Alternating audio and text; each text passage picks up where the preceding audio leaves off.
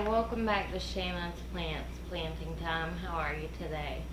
Today I'm going to talk a little bit about when you water your plants and they don't seem to absorb the water. And there are several ways you can tell. One, the water seems to run right through the pot that you're watering, and then when you lift it, you feel like you haven't even watered it. So that is a clue that your plant is not getting the water, although you can water it as many times as you would like from the top, and it doesn't seem to be holding that water. So the question then becomes, what do you need to do? And there are several reasons that soil becomes what they call hydrophobic, meaning that it doesn't absorb the water, it just runs off. But anyway, the best thing that I have used in my experience with this is you water a plant, it runs straight through. That's your first clue. And when I mean straight through, I mean there is no lag time between where you're noticing the plant absorbing the water. And then if you take it, oh, my wash machine. And then if you take it out of the pot, you can see that the majority of the soil is not watered. It is still dry, although it might look wet on top, turning that darker color. So a couple of things. I noticed a Hoya macrophylla do that the other day, and I watered it from the bottom, and it took 2 hours for that soil to absorb water evenly around in the pot.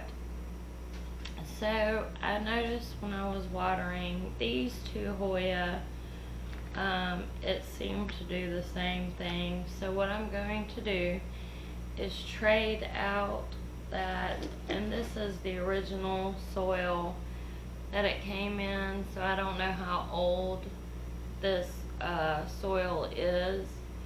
I don't know if it's dried out and then been used again. I just don't know because I don't know the history of it. So what I'm going to do is change out the soil in these two Hoya tonight for a light, airier, chunkier mix with a lot of perlite in it, and that perlite helps it absorb the water that you give it. So it's easy. These don't really need to be upsized into a bigger pot. They just need a little bit of soil, refreshed soil. So what I'm going to do, take it out and loosen as much of that old soil as possible without harming the plant. And you can tell, even though I just watered it, it's really dry, especially in the center of the plant. It is not a freshly watered plant by any means. It is not wet. So that means when I'm watering it, I'm essentially doing no good, because if the plant doesn't absorb the water, it will become thirsty and just die on you. So you've got to make sure when you're watering your plants that they do indeed absorb the water that you're giving them, because if they're not, there's just, you might as well not water them. So loosening up that old soil. On Hoyas, that can be tricky because you don't want to harm their delicate roots. But get rid of that. It's got good roots.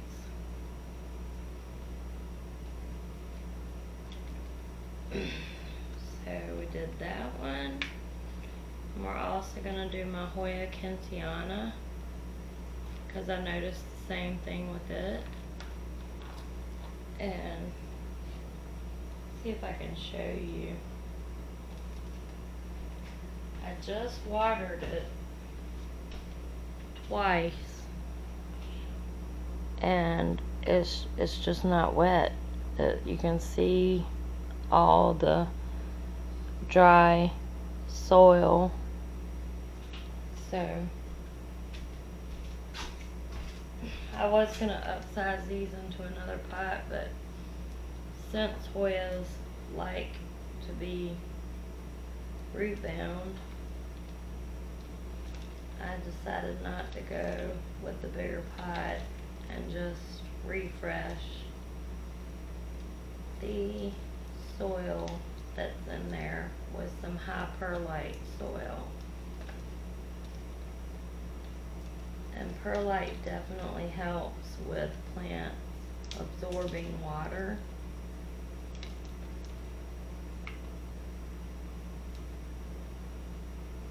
There is a scientific reason behind that. I think it creates small air pockets and allows the soil not to become too compact, thereby allowing the plant to absorb the water that you give it. And you can just tell that this plant is totally dry in the middle.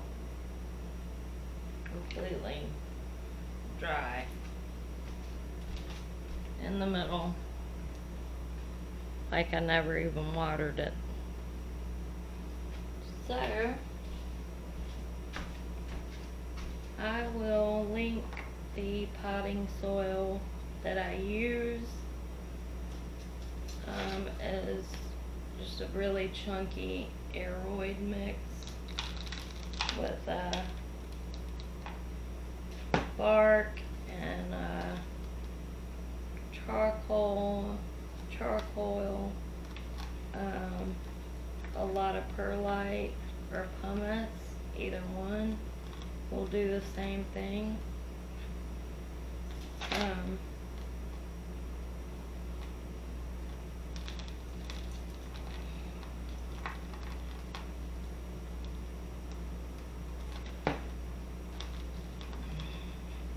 Saw something funny the other day. It said on Instagram, how much soil do you add to your perlite?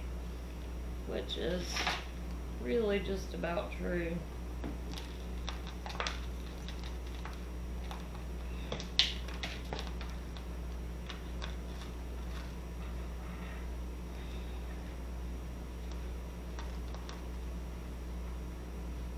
Getting situated here in the pot.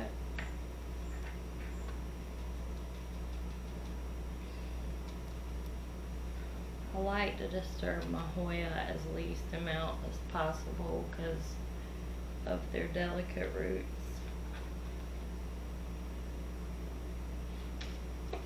But if they're not getting any water, you have to take action.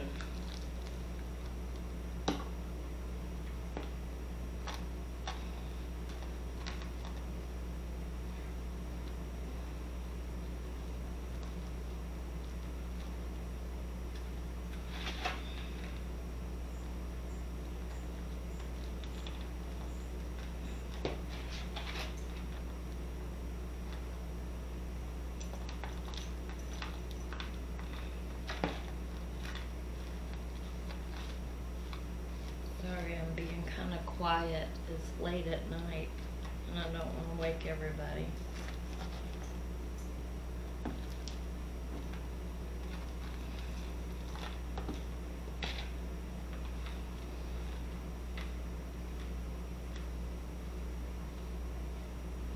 Alright, now that should do the trick. So we will come to the sink. I will take you off of here and we will water them together.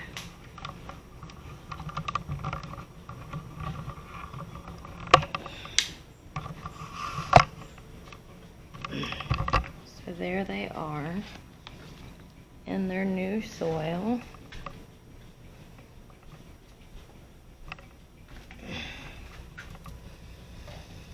We'll take them to the sink.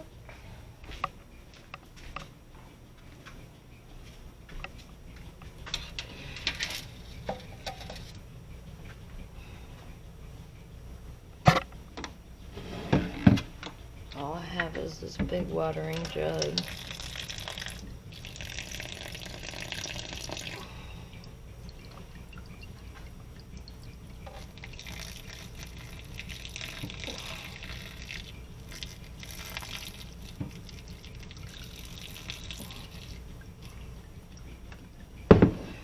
It's still gonna run through because it's a light, airy mix. But we're going to pick up the pots, and I can definitely already feel that that plant has gotten some water, as opposed to earlier when I watered it and I picked it up and it was just as light as prior to watering it. So, and what I like to do is run mine through twice. Oh, spilled a little bit of soil. But anyway,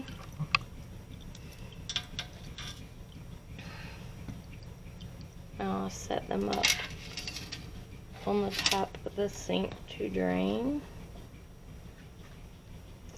And I think that does it.